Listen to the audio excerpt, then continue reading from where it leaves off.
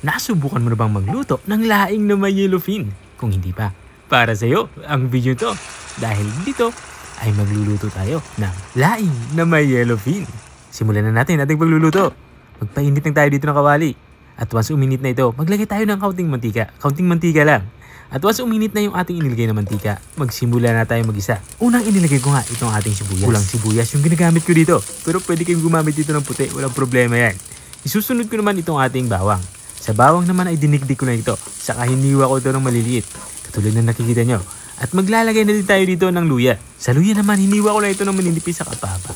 Igigisa natin ito hanggang sa malantay ito at lumabas yung aroma. At once ganito na itsura ng ating mga panggisang sangkap, ilalagay na natin itong ating laing.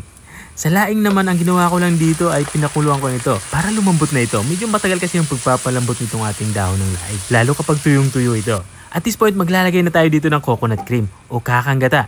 Isang 400 ml na kakanggata yung aking inilagay dito. Inubos ko na ito. Nang mailagay ko na nga itong ating kakanggata, ay tatakpan na natin to at papakuloy natin to ng mga 2 minuto. Mabilis lang yung ating pagpapakulo nito dahil malambot na nga yung ating dahon ng laing o yung ating laing.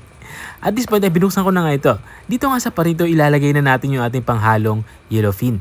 Bali, ang ginawa ko sa yellowfin ay hiniwa ko na ito ng medyo maliliit lang. Yung tamang laki lang. Tinanggal ko na din pala yung tinik nito para hindi na nga sumama ito habang ating niluluto. At dahil nga nakukulangan pa ako sa gata nito, nagdagdag pa ako ng isang maliit na pouch ng kakangata. Ang sekreto kasi ng pagluluto ng ginataan ay mas maraming gata, mas masarap. At this point ay tatakpan ulit natin to. Pakuluin natin to ng mga 3 minuto. Maluto lang yung ating inilagay na yellowfin. At makalipas ng 3 minuto ay binuksan ko na nga ito. Dito nga sa parito ay titikman ko na kung pasok na sa aking panlasa ang lasa nito. Para kung may mga i-adjust pa tayo ay i-adjust na natin. Wala pa nga itong alat. Kukulang ito sa alat kaya nagdadagdag ako dito ng patis. Kung wala kayong patis, okay lang yung asin. Walang problema yan. Nagdadagdag na din ako dito ng black pepper powder o pamitang durog. At para naman sa ating pampalinamnam, nagdadagay ako dito ng Ajinomoto. Kung hindi kayo gumagamit ng Ajinomoto o bitchin, ay pwede namang magic sarap. Walang problema yan. At this point ay halos patapos na din tayo sa ating pagluluto. Kaya ilalagay ko na yung ating panghuling sangkap.